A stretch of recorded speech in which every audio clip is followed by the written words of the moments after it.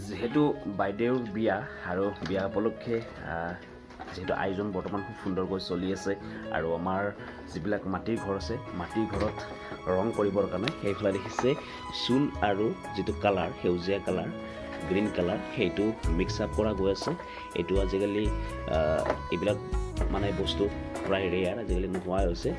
চ' আমাৰ বাইদেউৰ বিয়া উপলক্ষে মই বৰ্তমান এইখিনি পৰম্পৰা আগৰ যি পৰম্পৰা বিয়া হোৱাৰ আগত যেনেকৈ মানুহে ঘৰবিলাকত ৰং কৰে কিবা কৰে মাটিৰ ঘৰবিলাকত সেই পৰম্পৰাটো ৰক্ষা কৰিবৰ কাৰণে চেষ্টা কৰিছোঁ আৰু অকণমান আপোনালোকক দেখুৱাবলৈ চেষ্টা কৰিম সেই মাটিৰ বেৰবিলাক দেখিছেনে এই মাটিৰ বেৰবিলাক এতিয়া ৰং কৰিম